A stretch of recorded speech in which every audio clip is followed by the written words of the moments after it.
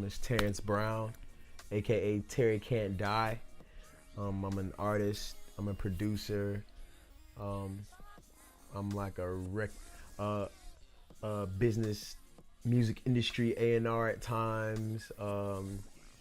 Sometimes I like throwing events. Sometimes I just feel like, being who I want to be. And that's me. How did you get started? I got started being involved in art and music around like 15. I feel like that's junior high age if I want to pinpoint it really. I started out, just me being influenced by comedy, Chris Tucker, Richard Pryor, Dave Chappelle, watching them tell their stories on top of, reading a lot and writing my own stories and watching stories on wrestling and see how they did their stories and the drama and cinematics they made and the characters behind everything. Really just got my mind going in that direction, bro. And then once my homie Lorenzo was like, yo man, you should put a hook on this on this song I got. Once he asked me that, I think it was over. That's when I was like, I like this. It's cool expressing myself. What was that song that you recorded? It was bro, I don't even remember the name of the song, but I did a hook and I remember I did a verse and the whole verse I was cursing basically. I feel like I wasn't rapping anything crazy. All I was saying is, I'm gonna bust you in your shit, get it? But like ATL, crunk music, Lil Jon style, cause that's just what was in when I was young, like we grew up on Southern music and like everybody with those slurry rhyme styles, that everybody fucks with now. That's mainstream now, but that wasn't always mainstream. That was just shit that how we rapped in the country, So. Where are you from? I was born in Chicago, Illinois, in Cook County, and I was born on the South Side. My grandma's from 69th and Jeffrey. I lived there. I lived on 57 in Chicago. My mama had me really young, so she finished high school and graduated and joined the military. And she joined the military to basically get us out of Chicago and out of the hood. She didn't want me growing up in the same environment that like my cousins grew up in, because I lost a lot of cousins. I lost a lot of family members growing up in Chicago. So she got stationed in Kansas after she got out of high school, and me and my grandma went to move with her after that, and we moved around a whole lot around the Midwest, Kansas, Topeka, Wichita, Kansas City, all that stuff. And then we moved to Louisiana, and that was when I was 15, and I stayed there, and I was raised in Louisiana. So that's what I claim, that's my home. That's where I went through all of any kind of growing pains or learning anything about life, basically. How did you make your way up to Seattle? I made my way up to Seattle through one of my best friends, now Melly Darby. I met her at South by Southwest in Austin, Texas, and we hit it off, and it's just been a wrap since then. She wanted me to come visit. She's like, yo, you would really love Seattle. It's a whole bunch of weirdos. You're a weirdo. You would fit in perfect. And I came in and seen everything and got me a big whiff of the recreational marijuana industry. And after that, I was like, yeah, I'm here. I'm about to do this. So I've been here just sticking it out because I feel like it's cool. I feel like it's a fresh culture that, it's a big city and people know about it, but they don't really give it that spotlight, just because it's out in the corner and it's ducked off. So I like that.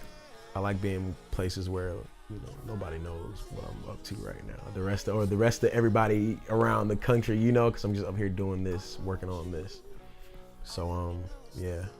What are you currently working on? Right now, I'm working on just a shitload of music. I'm working on a shitload of music. I'm working on a whole bunch of new videos. I'm working on mini tour for December. I'm working on a Texas tour for March, you know, go back down south. I'm working on my vlogs that I'm slowly turning into like almost like a TV series, Terry TV, where it's like vlogs of me doing things and touring and making music and being creative, but adding little comedy bits in between that, you know, like a TV show that you would see on whatever channel, Adult Swim, whatever, you know, just creating platforms, working with different artists.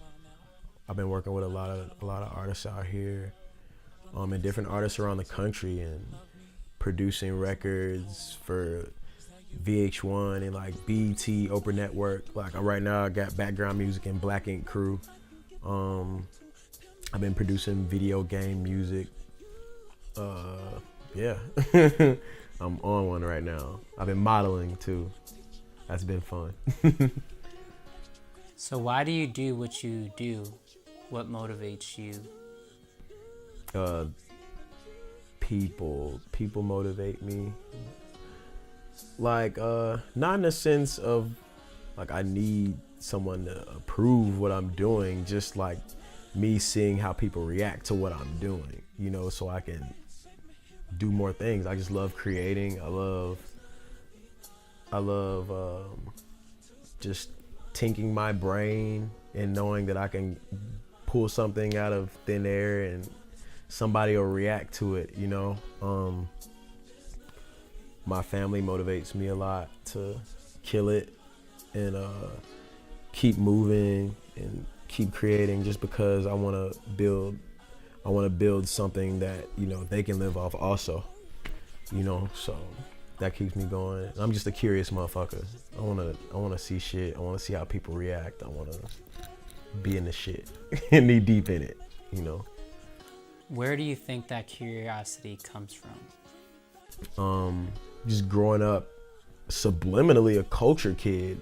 I guess we all just have those things that we're all naturally drawn to. So I was just always drawn to that, and always consuming media. Like being a kid growing up, I consumed hella media.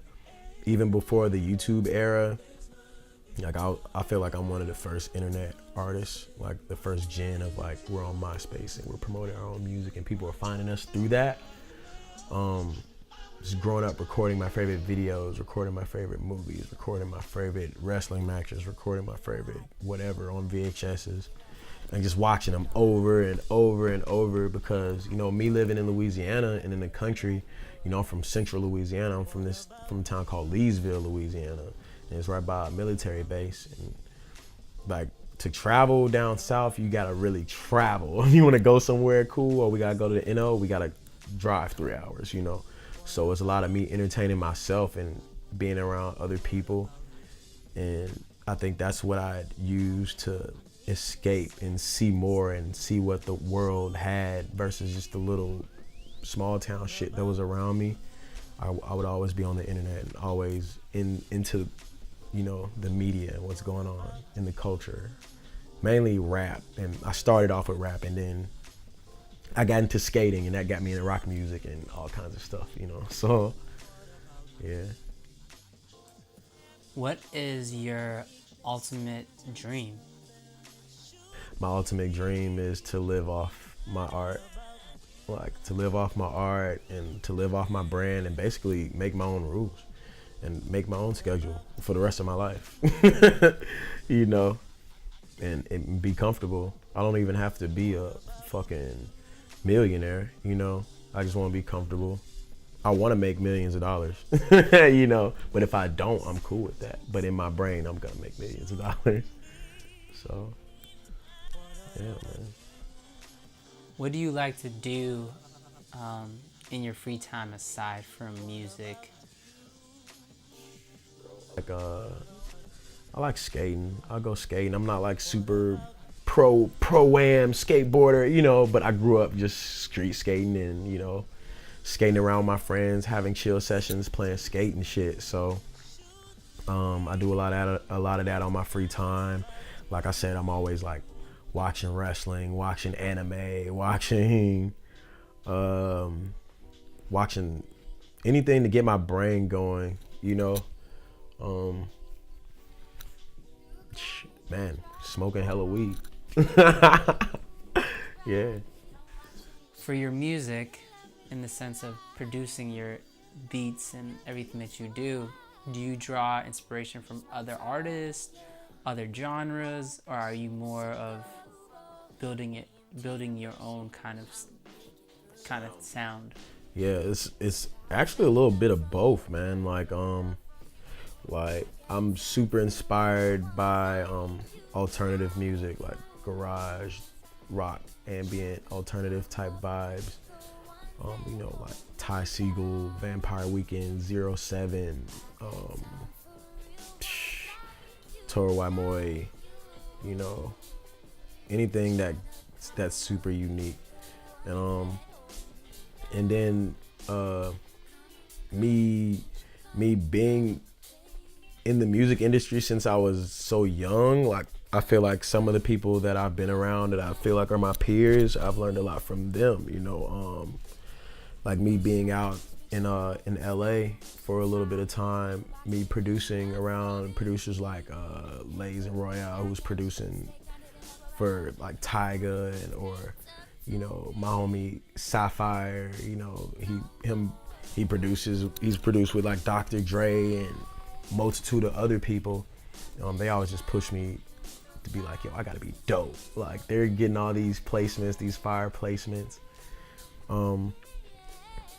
Yeah, man, I just feel like my favorite musicians push me.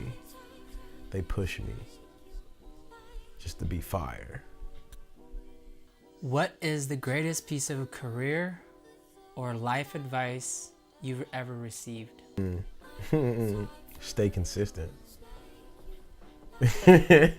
I feel life showed me that, staying consistent, especially with music. Because, you know,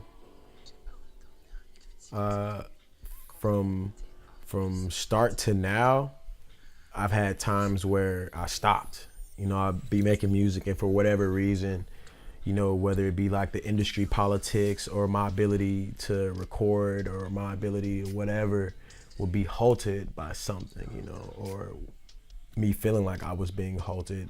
I might not have been, you know.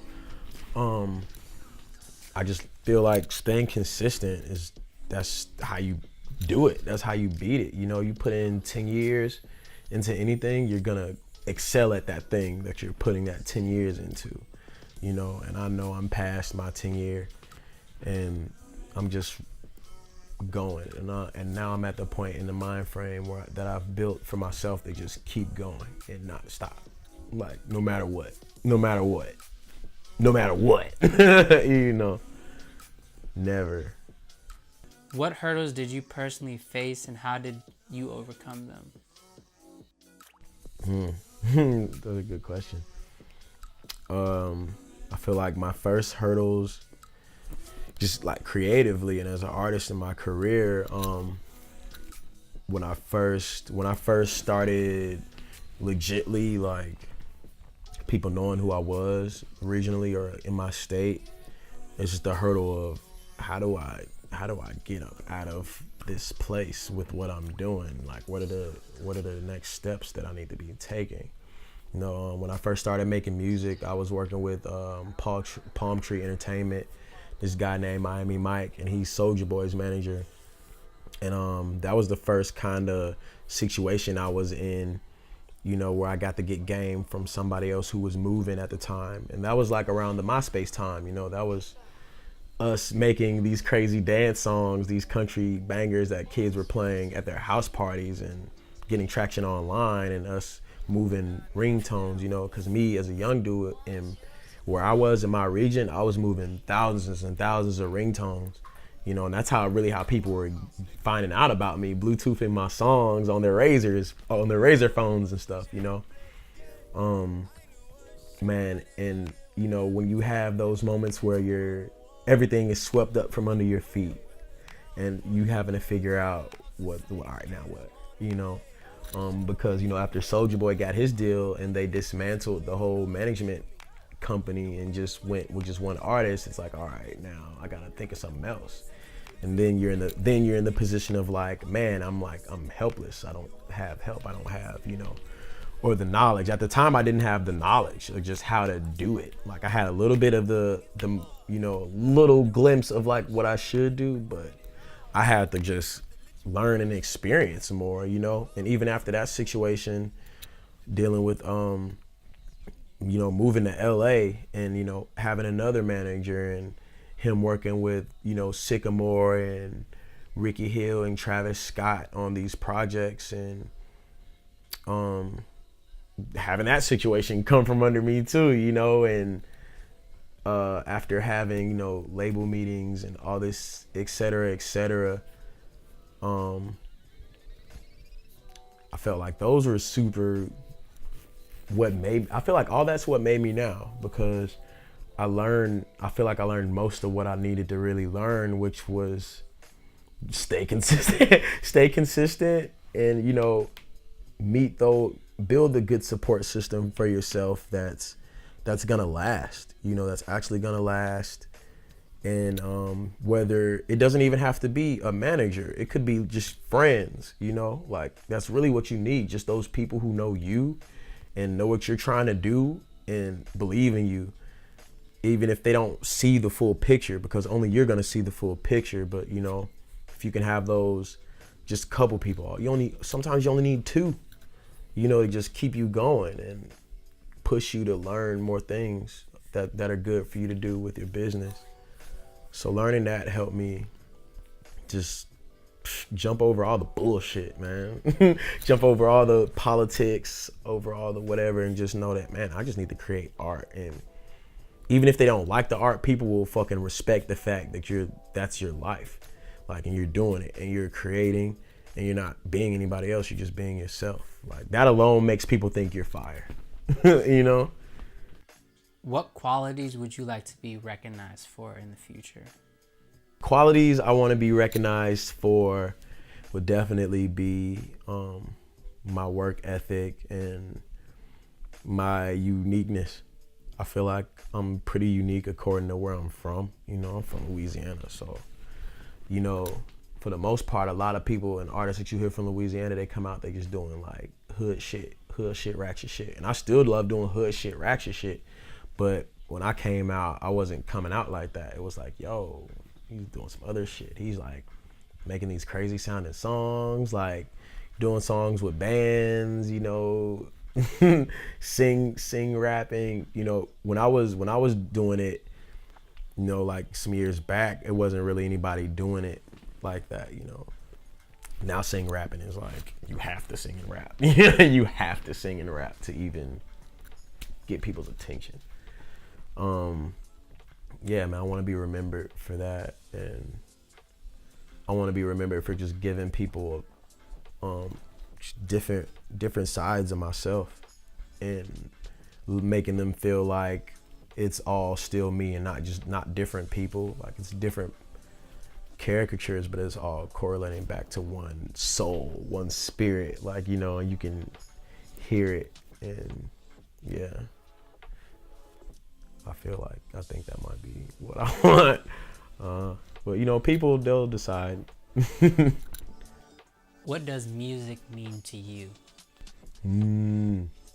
Music is life. Music is healing. Music is therapy. Music is love. Music is hate. Music is rage. Music is silence, almost, because sometimes I can listen to something and my head is clear. It's not. How sometimes we all have voices in our heads and we just listen to a song and all the voices stop and we shut up and we're attentive to that vibe and we're just immersed in it. That's how I feel, like being immersed in that whole vibe of music and art. That's what feels right. You dig? You recently released a song called Rida. Can you walk us through that process and what inspired you to create that record? Man, Rida was just my homie E. Kane produced it, and that was just when I actually made that song when I first moved to Seattle, and it was like, I feel like that's the song where I was really starting to transition into like my swag shit and my like here shit, you know, because I just, you know, I'm moving from a whole, you know, third coast to the West Coast, you know, and I lived in LA before too, but it's different because like I'm actually here and I'm immersing myself in this culture while still having another one. And my thing is, you know, I feel like that was like me letting everybody on Earth know that, nigga, this is Earth. I'm not even from a place. I'm from some corridor in Earth, you know, that just got thrown on the internet. And I'm a rider. It don't matter where. If I'm riding for you, I'm riding for you. You know, that's what it is. Aside from your current occupation, what other things would you like to do? Man, I want to do so much, bro. I really want to do like comedy movies and make weird TV appearances being just me. I feel like I also want to be involved in tech a little bit. Mainly like the gaming side, you know. I'm already kind of starting to step my foot in the VR, into the VR, you know. I've been meeting a lot of people being out in Seattle, you know, because it's so progressive with the tech, that I've been working with VR, and they're working on like getting behind the sound of, you know, like augmented reality, virtual type stuff, you know, because, you know, you have companies like THX, you know, or Adobe, you know, that made all these partnerships with these film companies, and they did big things. And we're transitioning to this new phase of entertainment and art with VR and augmented reality, where pretty soon we're gonna be, you know, musicians are gonna be, or not even just musicians, just people, you know, or when they wanna make music or any kind of sound, they can almost be inside the sound, you know, and see it and move it around and shape it and, you know, make a world out of it. So that's super interesting me. So I'm kind of starting to dive into that with some people. Yeah, man, just art. It'll still be art things, music industry type things. One day I'm gonna want to start a family or some shit, you know. That type stuff. That's stuff I think about, you know. Yeah, it's a lot to do. You talked about the merge of music and technology. Do you see that as being a pinnacle success in how people listen to music and experience music? Man, it could be. That it could possibly be a thing, because I mean, when I listen to songs, I feel like I'm inside the song. So what would it be like to literally see yourself inside of a song, or, you know? So I feel like that's it's heading that way, you know? Like, everybody can record songs anywhere they want to now. So everything's getting to be about the experience of it, you know. Experience of it is what makes it special. And if the experience of being inside the song virtually or augmented, in an augmented way, I feel like that could be a pinnacle of the shit. That would be crazy. To just be inside my favorite song, watching it go crazy. You know, like, whoa. You have a very unique sound and have always pushed the boundaries with your music. What is next for you? Man, what's next for me is, I feel like the next part for me is like the first beginning. You know, my artist name used to be Joe Cool. And I feel like in that phase of my career, that was me still learning shit. But now it's like, I'm me, I'm Terrance Brown, and this is how I'm laying it down. However you like it, is raw. So it's the first beginning. And I'm about to just give a whole lot of content and things for people to just look at and be like, okay, whoa, you know?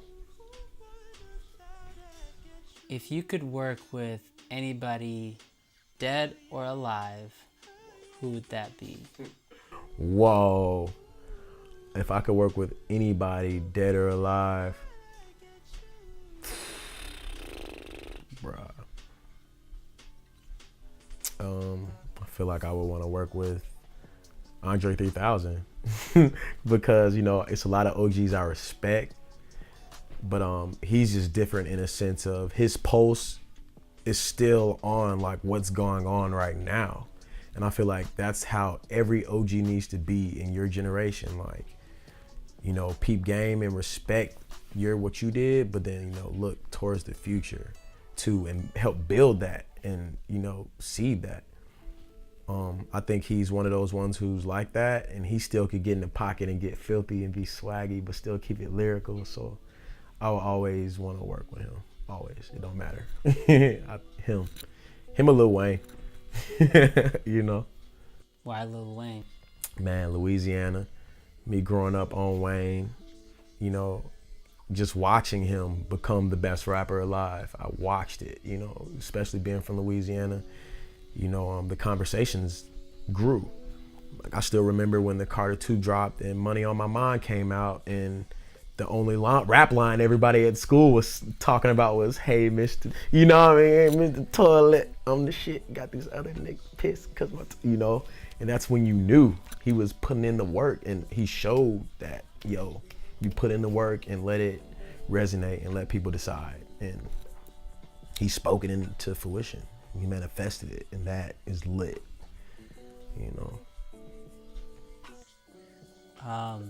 If you could give any piece of advice to anyone that is thinking of getting into the music industry or doing similar things that you're doing and is inspired by you, what would you tell them? If anybody wanted to get into the industry and I had to give them advice, I would tell them learn. Go on the internet, go on Google, go on YouTube, learn. Watch all your favorites, watch all the greats, watch how they did it, watch how they, you know, be really meticulous. Watch how your favorite artists release their music. Watch how your favorite brands do their content, you know. That's how you'll kind of get a clue of how you want to do your stuff. You know, you'll be like, all right, this works for them, but I'm doing this. Will that work for me? Will it, you know, that, and, you know, work, put in those 10,000 hours, find yourself, find your voice, find your perception, and you're gonna get it. You're gonna get it. What are 4 thoughts that you have currently had? Today? Anytime. 4 thoughts. That's a good question. One thought that has been raging my mind is, do I want to drop a project in the next month, or do I want to just keep banging them with singles? That's been my main thing right now, just because I'm really getting into a super crazy recording zone, and I feel like I'm just cranking it. And I might ask, you know, some of my fans, man, and just see what's up with that. So that's one thought. Another thought in my head has been going to WrestleMania in April because it's in New Orleans this year. So it'd be dope to go back home and go to WrestleMania for the first time that way. My third thought is I want to be on tour like all of next year. I think that's a big thing. I just want to keep killing it and keep taking my live show to just a level, because, you know, nowadays most artists, you're making most of your money from that, you know, merch and, you know, your show. So I want that shit to be busting their head, you know, and I feel like my shows right now are busting their head. I feel like I bring a unique energy. And man, the last thought of the thoughts that the million thoughts. I need to stop thinking so much. That's like my last thought, you know, because I want to really let it flow and keep being intuitive, you know, being smart, you know, but not lingering on thoughts, just letting it flow and letting life be life and killing it. Do my best every situation. I feel like everything in life is situational. It varies, you know, because you have those days where you could be walking down the road, you know, and nothing happens, but then the next day you can walk down the road and meet a person, and then the whole reality is altered just by that one interaction, you know. So yeah, man, the universe is fire. Well, thank you so much for being a part of our series. We truly enjoyed talking to you and diving into how you started off and what you're currently doing and what you want to do. We wish you more success. Thank you for having me, bro. You know? Definitely. Do you want to share any of your links, anything that you want to kind of tell people? Find me online at Terry Can't Die or at Swamp Life Terry. Either one of those, you're going to find content of mine. Look up Terry Can't Die on Spotify, iTunes, you know, whatever it may be. Just Google it and check it out, and I'm gonna keep it updated for your ass. And there's gonna be more stuff coming, you dig? And it's all gonna be different and entertaining. SLR, Swamp Life Records, that's the label, independent.